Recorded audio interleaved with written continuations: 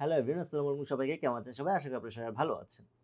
এইবারের বিপিএলে রংপুর রাইডার্স তাদের স্কোয়াডটা খুবই সুন্দর করে সাজিয়েছে।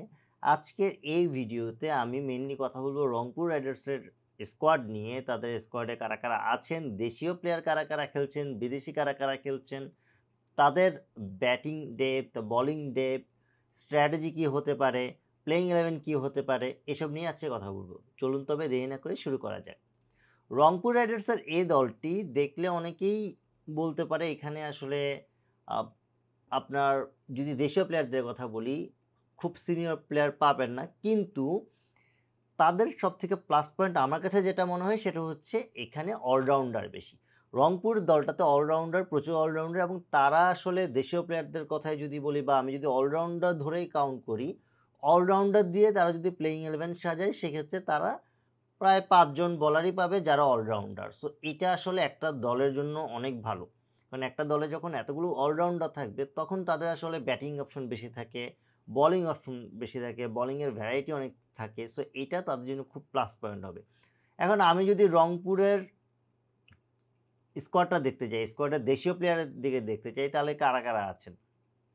দেশীয় প্লেয়ারে অবভিয়াসলি আজিজুল হাকিম তামিম আছে, সৌম্য সরকার আছে, সাইফ হাসান আছে, নুরুল হাসান সোহান আছে, শেখ মাহাদি আছে, মোহাম্মদ সাইফুদ্দিন আছে, কামরুল ইসলাম রাব্বি আছে, নাহিদ রানা আছে।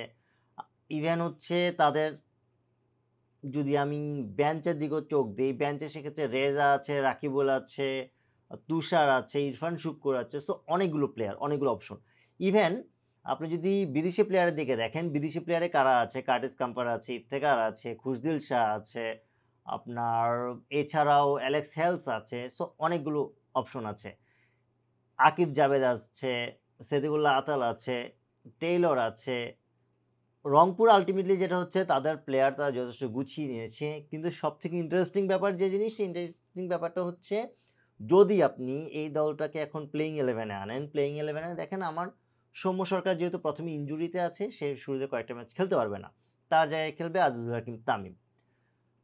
তার সাথে ওপেনিং আমি যদি অ্যালেক্স হেলসকে রাখি, ফার্স্ট ডাউনে আমি সাইফ হাসানকে রাখলাম, তারপরে নামলো নুরুল হাসান সোহান, তারপরে কার্টিস কাম্পার, তারপর ইফতেখার, তারপর খুশদিল, তারপর শেখ মাহাদি। দেখেন আমি 8 নম্বরে যে শেখ মাহাদিকে নামাচ্ছি, 9 নম্বরে মোহাম্মদ সাইফুদ্দিনকে নামাচ্ছি, 10 নম্বরে কামরুল ইসলাম রাব্বি এবং 11 নম্বরে নাহিদ রানা। এখন এখানে যদি আমি একটু বিশ্লেষণ করে বলি, দেখেন পেস অপশন কে কে আছে। পেস অপশনে নাহিদ রানা আছে, কামরুল ইসলাম রাব্বি আছে, সাইফুদ্দিন আছে। আবার স্পিনে কে কে আছে? স্পিনে খুশদিল আছে, ইফতেখার আছে, শেখ মাহাদি আছে। সো এখানে কিন্তু আলটিমেটলি 6 জন হয়ে গেল। আবার ব্যাটিংটা দেখেন, ব্যাটিংয়ে কিন্তু আপনি প্রায় 9 নম্বর পর্যন্ত তার ব্যাটিংটা পাচ্ছেন। আবার পেসে আপনার কার্টিস কাম্পারও আছে। সো কার্টিস কাম্পার যখন থাকছে, সো এটাও তাদের জন্য একটা প্লাস পয়েন্ট। সো তাদের কিন্তু আসলে বোলিং অপশন ইন টোটাল প্রায় 7+, ব্যাটিং মোটামুটি 9 নম্বর পর্যন্ত। সাইফুদ্দিনও খুব ভালো ব্যাটিং করে থাকে। সো এটা তাদের জন্য একটা ভালো সুযোগ সৃষ্টি করে দিবে। এখন তারা যদি তাদের কম্বিনেশনটা যত তাড়াতাড়ি রেডি করে ফেলতে পারবে, খেলার ফ্লোতে চলে আসতে পারবে, তত তাড়াতাড়ি আসলে তাদের জন্য খেলাটি ইজি হয়ে যাবে। এখন আমি যদি এই দলটা নিয়ে প্রেডিকশন করি, তাহলে প্রেডিকশানে আমার মতে রংপুর আসলে এই টুর্নামেন্টের জন্য, আমি যদি বরিশালের পরে কোনো টিম রাখতে যাই সেটা অবশ্যই রংপুর হবে। রংপুরকে আমি ফাইনালে ধরেই রাখছি, তারা ফাইনালে যাওয়ার মতো দল, ইভেন তারা চ্যাম্পিয়ন হওয়ার মতো দল। ইভেন এই যে রংপুর কিন্তু কিছুদিন আগেই গ্লোবাল সুপার লিগে চ্যাম্পিয়ন হয়ে এসেছে। সো তাদের কিন্তু অলরেডি ওই সুখস্মৃতিটা আছে। এখন এই জায়গা থেকে তারা যখন খেলতে নামবে তাদের একটা কনফিডেন্স কাজ করবে। সো এইবারের বিপিএলে যদি রংপুর চ্যাম্পিয়ন হয়, অবাক হওয়ার কোনো কিছু নেই, তারা চ্যাম্পিয়ন হওয়ার মতোই দল ক্রিয়েট করেছে। বাট আমার কাছে মনে হচ্ছে তারা অ্যাটলিস্ট ফাইনাল খেলবে। চ্যাম্পিয়নটা নির্ভর করছে আসলে ওই দিনের খেলার উপর, লাকের উপরে, মাঠের খেলার উপরে, এটা ডিপেন্ড করে। বাট তারা চ্যাম্পিয়ন হওয়ার মতো একটা দল।